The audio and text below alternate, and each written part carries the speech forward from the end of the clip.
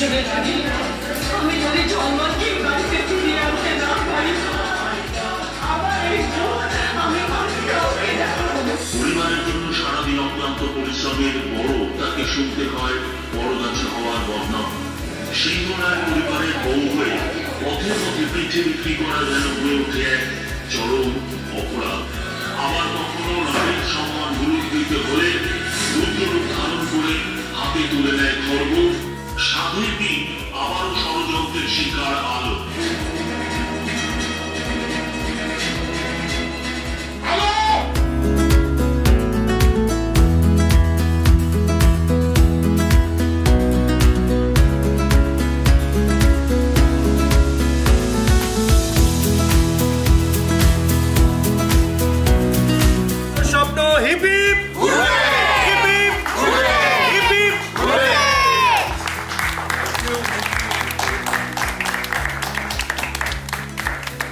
নমস্কার, আলোর পরিবার নিয়ে চলে এসেছি। সেখানে শুধু চরিত্রগুলো নয়, তার পেছনে যাদের দেখতে পাচ্ছেন, যদি দেখাও একটু ক্যামেরাটা প্যান করে, টেকনিশিয়ানদের মধ্যে প্রত্যেকে উপস্থিত আছেন। এটা একটা অদ্ভুত ব্যাপার।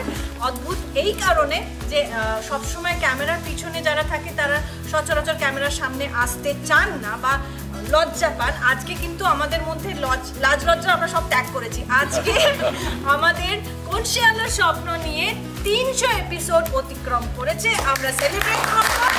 কোন সে আলোর স্বপ্ন নিয়ে 300 এপিসোড অতিক্রম করেছে। আমরা চাইবো তোমরা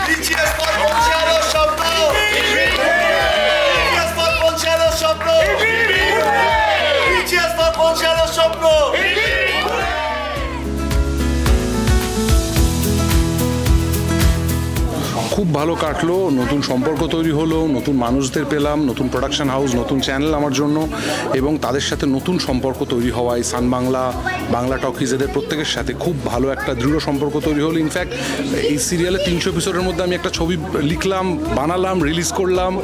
আশা করছি পরবর্তী ছবি যখন লিখবো, মানে এখন লিখছি আর কি, বানাবো এবং রিলিজ করবো, তখন ওই সিরিয়ালটা চলবে এবং সেই সিরিয়ালের অংশ হয়ে থাকতে পারবো আমি।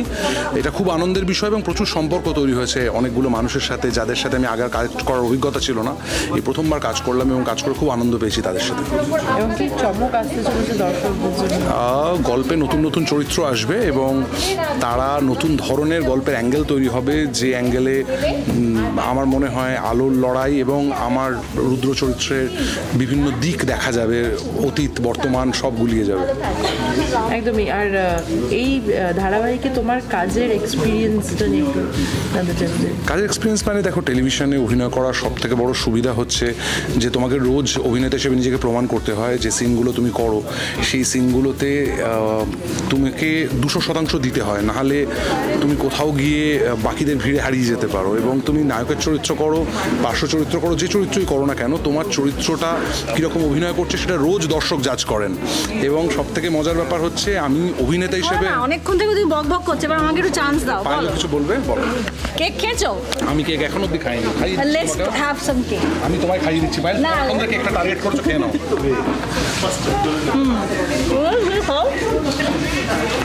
অসাধারণ কেকটা। ব্যাস, এবার আমরা কাজের কথায় ফিরে আসি। বলো। যেটা বলা সেটা হচ্ছে যে আমাদের রোজই অভিনয়ের চর্চাটা, অভিনেতা হিসেবে আমরা আমাদের চর্চাটা বাঁচিয়ে রাখতে পারি, কারণ রোজ আমাদের অনেকগুলো করে সিন করতে হয়। ফলে অভিনেতা হিসেবে আমরা নিজেদের রোজ ঝালিয়ে নিতে পারি যে আমরা কেমন অভিনয় করছি। একদমই। তোমাকে জিজ্ঞেস করবো, এই ধারাবাহিকে কাজ করার এক্সপিরিয়েন্স তোমার কেমন? অসাধারণ। অনেক মানুষের সাথে প্রতিনিয়ত আমার দেখা সাক্ষাৎ হচ্ছে। কিছু মানুষের সাথে প্রথমবার দেখা হয়েছে।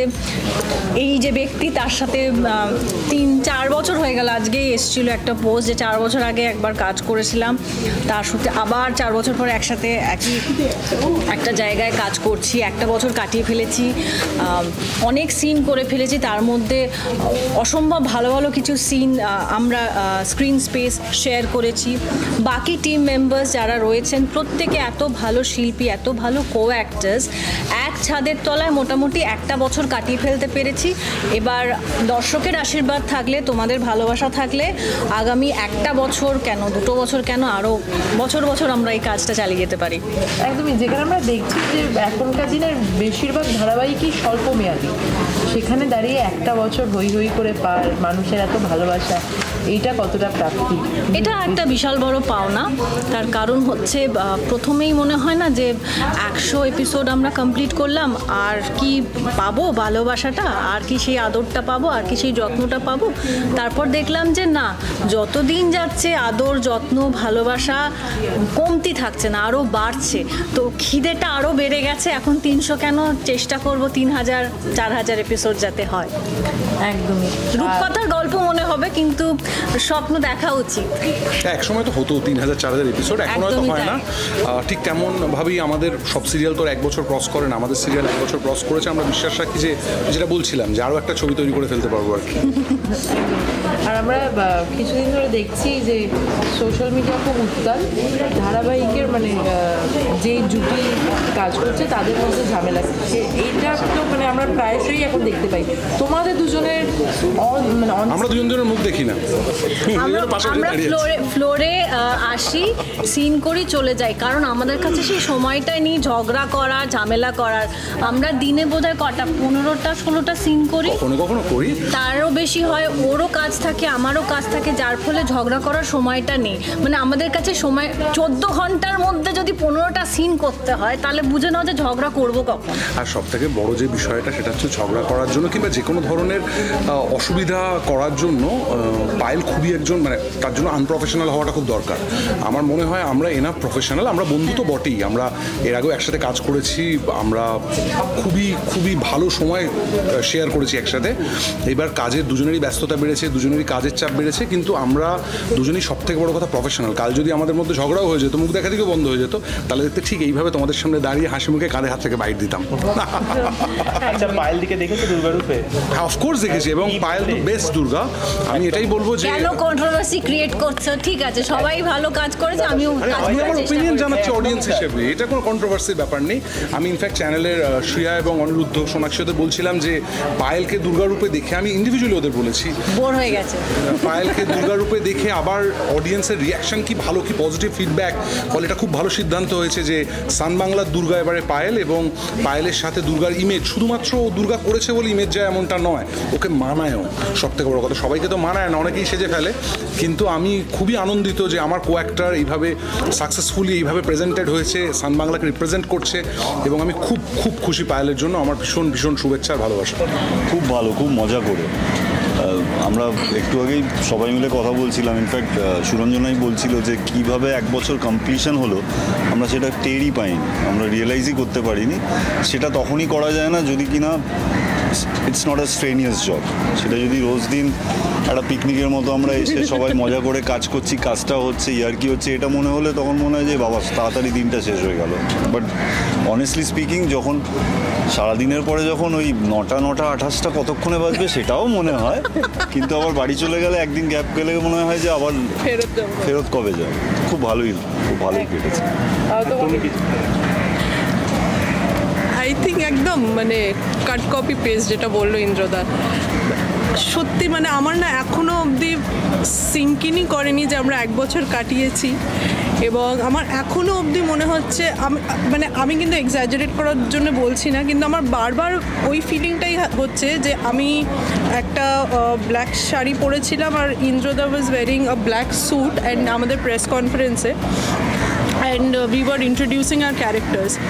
ওটার থেকে ঝপ করে যে কী করে 1 বছরটা কেটে গেল, আমরা 300 পর্ব করে নিলাম, সিরিয়াসলি রিয়েলাইজেশনটা এখনও অবধি হয়নি। মানে ওই যে আমরা এমন রাউন্ড দ্য ক্লক কাজ করেছি, কিন্তু ওই যে ফিলই হয়নি যে অ্যাকচুয়ালি রাউন্ড দ্য ক্লক কাজ করেছি। এত আনন্দ করতে, আজকে এই লোক লেগ পুলিং করছে, কাল এই খাওয়া দাওয়া হচ্ছে, পরশু মানে আজকে প্ল্যান হচ্ছে পরশু আমরা কি খাওয়া দাওয়া করবো, মানে এইভাবেই কেটে গেছে 1টা বছর।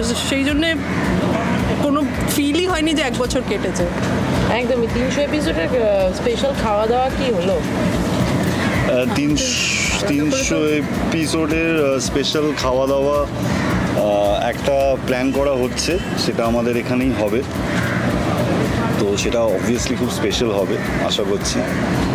আর আজকে তো কেক টেক খাওয়া হচ্ছে, তারপর নিজেরা মিলে একটা অবভিয়াসলি একটা গ্যাদারিং করার প্ল্যানও আছে, দেখা যাক কী হয়। 300 এপিসোড শুরুর দিনের কথা কিছু মনে পড়ছে? হ্যাঁ ডেফিনেটলি, ওই তো সুরঞ্জনা যেটা বললো, প্রথম দিন একটা খুব মজার ইনসিডেন্ট হয়েছিল। আমি প্রথম দিন এসে যখন সুরঞ্জনার সাথে আলাপ হলো, ও আমাদের ছেলেদের মেকআপ রুমে, কারণ তখন একটু পুরো ব্যাপারটা সেট আপটা প্রপার হয়নি বলে আমাদের ছেলেদের মেকআপ রুমে এসে ও মেকআপ করছিল। তো আমি তার আগে শুনেছিলাম যে একটা নেগেটিভ ফিমেল ক্যারেক্টারের এন্ট্রি আছে। তো ও বসে আছে, আমি বললাম হ্যালো সুরঞ্জনা। সুরঞ্জনা বললো হ্যালো। আমি বললাম আমি ইন্দ্রজিৎ। বললাম আমি সুরঞ্জনা। আমি বললাম যে আচ্ছা তুমি কি ওই নেগেটিভ ক্যারেক্টারটা করছো? ও দেখলাম এরকম চোখটা এরকম ছিল না হয়ে গেল, বলছে না নেগেটিভ ক্যারেক্টার মানে আর কেউ করছে নাকি? না আমি তো জানি না। ঠিক না, আমিও কনফিউজ হয়ে বললাম না আমিও এক্স্যাক্টলি জানি না, কিন্তু আমি শুনেছি, পরে বুঝতে পারলাম যে ওই নেগেটিভ ক্যারেক্টারটা ওই। তো এই মজার অনেক ঘটনাই আছে, যেমন বলতে গেলে তো সারাদিন কেটে যাবে। একটা কথা আমি এখানে বলতে চাই to all the media people, media friends, যে এই যে প্রজেক্ট, যে কোনো একটা প্রজেক্ট যখন হয় তার এবং এই যে দর্শকদের কাছে পৌঁছে যাওয়া, কি হচ্ছে, আমরা কি করছি, যেগুলো দর্শকরা খুব আনন্দ সহকারে পড়েন বা দেখেন বা শোনেন, সেটার তো একটা সেতু বা একটা ব্রিজের দরকার হয়। সেই ব্রিজের কাজটা সবসময় মিডিয়া করে থাকে। Thank you so much for that. Thank you. একদমই। আজকে এতদিন পার আমি জিজ্ঞেস করবো, মনোমালিন্য তো নিশ্চয়ই হয়, একটা পরিবারে মনোমালিন্য তো থাকবেই। কীভাবে মনোমালিন্য ভুলে, মানে অফস্ক্রিন তোমাদের বন্ডিংটা খুবই ভালো, সেটা বোঝাই যায়, কিন্তু মনোমালিন্য হলে কিভাবে সেটাকে কাটিয়ে আবার কাজে ফেরো? ওটা অর্গ্যানিক্যালি হয়ে যায়, ওটার জন্য আলাদা করে খাতা পেন্সিল নিয়ে বসলে পরে মনে হয় আরও ব্যাপারটা আরও কমপ্লিকেটেড হয়ে যায়। ওটা go with the flow, everything will be fine. মনোমালিন্য অ্যাজ সাচ কিন্তু আজ বলবো না বেশি, বাট না মানে আই ডোন্ট রিমেম্বার হয়েছে বলে। অ্যান্ড অ্যাজ ইন্দ্রদা সেড, মানে কোনোদিন ওই যে এইটা করতে হবে, ওটা হয়েছে তার জন্য এটা করতে হবে।